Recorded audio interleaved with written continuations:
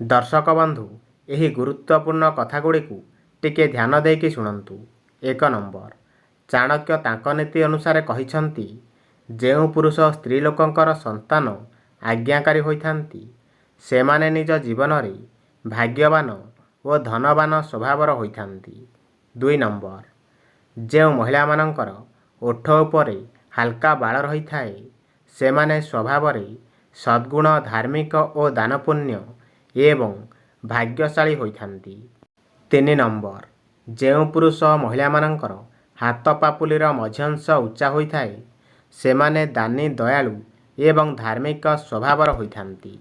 4 number, जेउ पुरुष लोकंकर पिठी मजबूत एवं कइंछ सदृश्य होइथाए सेमाने भाग्यवान और धनवान स्वभावर होइथांती। 5 नंबर, जेउ पुरुष लोकंकर पेट मांसाल एवं गोलाकार होइथाए सेमाने भाग्यवान और धनवान स्वभावर होइथांती। 6 नंबर, जेउ पुरुष लोकंकर दुईटी जाक जंघ मोटा मजबूत एवं मांसाल होइथाए सेमाने भाग्यवान और धनवान स्वभावर होइथांती।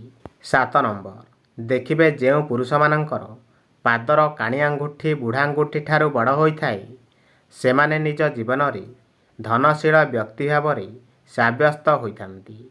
8 नंबर, जेउ पुरुषंकर दुईटी जाक पाद तल कोमल एवं मांसाल होइथाए सेमाने निज जीवन रे समस्त प्रकार सुख सौभाग्य प्राप्त करिथांती।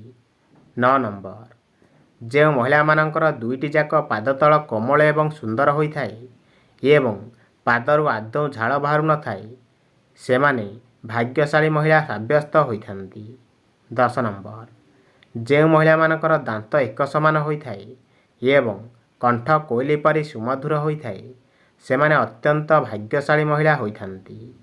11 नंबर, देखिबे जेउ महिला मानंकर दुईटी जाक कान कोमल एवं सुंदर होइथाए एवं एक समान होइथाए सेमाने भाग्यशाली महिला होइथांती एवं दुर्भाग्य आसिले ताकु सौभाग्य रे परिणत करिथांती।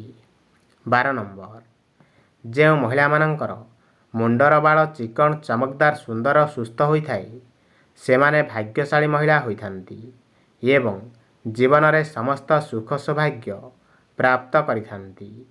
13 नंबर, देखिबे जेउ पुरुष महिला मानंकर आंगुठी रे कलाजाई चिन्ह रही थाए तेबे सेमाने बहुत भाग्यशाली स्वभावर होइथांती एवं शीघ्र सफलता पाइथांती। 14 नंबर, जेउ लोकंकर नाक मोटा होइथाए सेमानंकु कथा कहिबार कौशल जଣା थाए एवं अति शीघ्र समाज रे मान सम्मान प्राप्त करिथांती। 15 नंबर, जेउ लोकंकर नाक उपरकु ठीक रही थाए सेमाने हृदयवान स्वभावर होइथांती एवं केबे भी सहजरे अन्य मानंक उपरे विश्वास करनथांती। 16 नंबर, जेउ लोकंकर नाक सीधा होइथाए सेमाने सीधा साधा स्वभावर होइथांती एवं प्रत्येक कार्य को शांति उपाय करबाको पसंद करिथांती। 17 नंबर, जदि महिला लोकंकर हातर रेखा लाल वर्णर होइथाए एवं स्पष्ट भाव देखा जाउथाए सेमाने बहुत भाग्यशाली महिला साब्यस्त होइथांती। 18 नंबर, जदि पुरुष लोकंक गालरे कलाजाई चिन्ह रही थाए तेबे यह सेमानंक पई बहुत अशुभ होइथाए किंतु जदि महिला लोकंक गालरे कलाजाई चिन्ह रही थाए तेबे यह सेमानंक पई बहुत शुभप्रद होइथाए।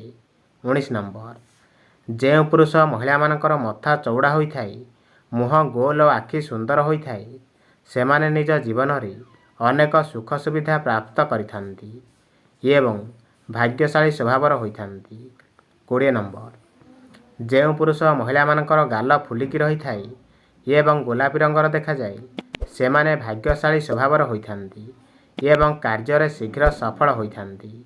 21 नंबर, जेउ पुरुष महिला मानंकर पादर आंगुठी पाद तुलना रे मोटा होइथाए सेमानंक भाग्य केबे भी तांको साथ देई न थाए एवं एमाने सफलता पाया पई अधिक परिश्रम करिया को पड़ी थाए। 22 नंबर, जेउ पुरुष महिला मानंकर जंघरे बाल न थाए सेमानंक भाग्य केबे भी तांको साथ देई न थाए एवं एमाने सफलता पाया पई अधिक परिश्रम करिया को पड़ी थाए। 23 नंबर, जेउ पुरुष महिला मानंकर बेकर आकार अधिक लंबा होई थाए तेबे सेमाने निज जीवन रे अनेक प्रकार समस्यार सम्मुखीन होइथांती। 24 ନମ୍ବର।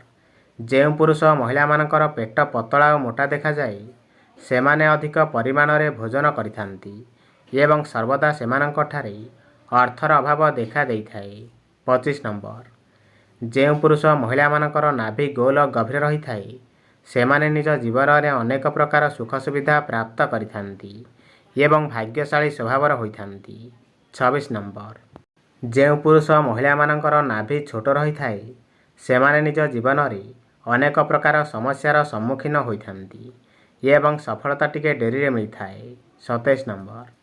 ଏହା ମୁଁ ମୋ ମନରୁ କହୁନି, ଏହା ସାମୁଦ୍ରିକ ଶାସ୍ତ୍ର ଅନୁସାରେ ପୁସ୍ତକରେ ପୁରୁଷ ଓ ମହିଳାମାନଙ୍କର ଶରୀର ଗଠନ ଅନୁସାରେ ସେମାନଙ୍କର ସ୍ୱଭାବ ଚରିତ୍ର ଆଚାର ବିଚାର ବ୍ୟବହାର ଓ ଗୁଣଗାରିମା ବିଷୟରେ ବର୍ଣ୍ଣିତ ରହିଛି। 28 ନମ୍ବର। ଶୀଘ୍ର ଧନର ଅଭାବ ଦୂର କରିବା ପାଇଁ ହେଲେ ଗୋଲାପ ଫୁଲରେ କିଛି କର୍ପୂର ରଖନ୍ତୁ ଏବଂ ସନ୍ଧ୍ୟା ସମୟରେ ଦେବୀଙ୍କୁ ଫୁଲ ଅର୍ପଣ କରି କର୍ପୂର ଜଳାଇବା ଉଚିତ। ଏହା ମଙ୍ଗଳ ହୋଇଥାଏ। 29 ନମ୍ବର। ଯେଉଁ ଲୋକଙ୍କର ଆର୍ଥିକ ସମସ୍ୟା ଲାଗି ରହୁଥାଏ ସେମାନେ ରାତିରେ ଭାତ ଦହି ଏବଂ ଛତୁଆ ଖାଇବା ଉଚିତ ନୁହେଁ। ଏହାଦ୍ୱାରା ଅଭାବ ଅସୁବିଧା ଲାଗି ରହିଥାଏ। 30 ନମ୍ବର। ଘରେ ରାତିରେ ଶୋଇବା ପୂର୍ବରୁ କେବେ ପାଦ ଧୋଇ ହୋଇ ଶୋଇବା ଉଚିତ ନୁହେଁ। ଏହା ଅଶୁଭ ହୋଇଥାଏ ଏବଂ ଧନହାନି ମଧ୍ୟ ହୋଇଥାଏ। ପ୍ରଶ୍ନ, ମହାଭାରତରେ ଅର୍ଜୁନଙ୍କର ପୁତ୍ରର ନାମ କ'ଣ? କମେଣ୍ଟରେ ଜଣାନ୍ତୁ। 31 ନମ୍ବର। ଶନିବାର ମଙ୍ଗଳବାର ଓ ଗୁରୁବାର ଦିନ କପଡ଼ା ଧୋଇଲେ କିମ୍ବା ଚୁଟି ନଖ କାଟିଲେ ଘରେ ଅଭାବ ଅସୁବିଧା ଦେଖା ଦେଇଥାଏ, ଧ୍ୟାନ ରଖିବେ। 32 ନମ୍ବର। ଯଦି ଘରେ ପଇସା ଆସୁଥିଲେ ବି ଅଭାବ ହେଉଥାଏ ତେବେ ଚାଉଳ କିମ୍ବା ଗହମ ରଖୁଥିବା ବସ୍ତାରେ 11ଟି ତୁଳସୀ ପତ୍ର ସହିତ ଟିକେ କେଶର ମିଶାଇ ରଖିଲେ ତାହା ଦୂର ହୋଇଥାଏ। 33 ନମ୍ବର। ଯଦି ମାସକୁ 2 ଥର ଗୋବର ଘଷିରେ ଲୋଚନ ମିଶାଇ ଘରେ ଧୂପ ଦିଆଯାଏ ତେବେ ଘରେ ସମସ୍ତ ଅଶୁଭ ଶକ୍ତି ଦୂର ହୋଇଥାଏ। 34 ନମ୍ବର। ଯଦି ବୁଧବାର ଦିନ 2ଟି ଛୋଟ ହାଣ୍ଡି ନେଇ ଗୋଟିଏରେ ଲୁଣ ଏବଂ ଅନ୍ୟଟିରେ ମୁଗ ଭର୍ତ୍ତି କରି ଘରେ କୌଣସି ଭଲ ସ୍ଥାନ ରଖାଯାଏ ତେବେ ଘରକୁ ଧନର ଆଗମନ ହୋଇଥାଏ। 35 ନମ୍ବର। ଯଦି ବହୁତ ପରିଶ୍ରମ କଲା ପରେ ବି ଭାଗ୍ୟ ସାଥ ଦେଉନଥାଏ ତେବେ ବିଷ୍ଣୁ ମନ୍ଦିରରେ ହଳଦିଆ ବାନା ଲଗାଇଲେ ଦୁର୍ଭାଗ୍ୟ ଦୂର ହୋଇ ଅଭାବ ଅସୁବିଧା ସବୁଦିନ ପାଇଁ ଦୂର ହୋଇଥାଏ। 36 ନମ୍ବର। ଯଦି କୌଣସି ଲୋକ ଅତ୍ୟଧିକ ଆର୍ଥିକ ସମସ୍ୟାରେ ପଡ଼ିଥାଏ ତେବେ କୌଣସି ମନ୍ଦିର ଯାଇ 2ଟି କଦଳୀ ଗଛ ଲଗାଇଲେ ତାହା ସମ୍ପୂର୍ଣ୍ଣ ଭାବରେ ଦୂର ହୋଇଥାଏ। 37 ନମ୍ବର। ଯଦି ଘରେ ଧନର ଅଭାବ ହେଉଥାଏ ତେବେ ଗୋଟିଏ ମାଟି କଳସରେ ଲାଲ କପଡ଼ାରେ କଏନ୍ ବାନ୍ଧି ଏବଂ କିଛି ଚାଉଳ ଭର୍ତ୍ତି କରି ଘରର ଉତ୍ତର ପଶ୍ଚିମ କୋଣରେ ରଖିଲେ ତାହା ଦୂର ହୋଇଥାଏ। 38 ନମ୍ବର। ସକାଳୁ ଶୁଦ୍ଧ ଭାବେ ଲକ୍ଷ୍ମୀ ଗଣେଶଙ୍କ ପାଖରେ 2ଟି ନଡ଼ିଆ ନାଲି କପଡ଼ାରେ ଗୁଡ଼ାଇ ପୂଜା କରି ଗୋଟିଏ ନଦୀରେ ଅର୍ପଣ କଲେ ଏବଂ ଅନ୍ୟଟି ପଇସା ରଖୁଥିବା ସ୍ଥାନରେ ରଖିଲେ ଧନ ବୃଦ୍ଧି ହୋଇଥାଏ। 39 ନମ୍ବର। ଯଦି ଶୁକ୍ରବାର ଦିନ ସ୍ୱାମୀ ସ୍ତ୍ରୀ ଉଭୟ ଲକ୍ଷ୍ମୀଙ୍କୁ ପୂଜା କରି ଅନ୍ନ ଭୋଗ କରି ପକ୍ଷୀକୁ ଖୁଆଇଲେ ସମକଳହ ଏବଂ ଅଭାବ ଅସୁବିଧା ଦୂର ହୋଇଥାଏ। 40 ନମ୍ବର। ଶୁକ୍ରବାର ଦିନ 2ଟି ମୟୂର ପଙ୍ଖ ନାଲି କପଡ଼ାରେ ଗୁଡ଼ାଇ ରଖି ଲକ୍ଷ୍ମୀଙ୍କ ପାଖରେ ପୂଜା କଲେ ଏବଂ ତାକୁ ପର୍ସ କିମ୍ବା ପଇସା ରଖୁଥିବା ସ୍ଥାନ ରଖିଲେ ଅଭାବ ଅସୁବିଧା ଦୂର ହୋଇଥାଏ।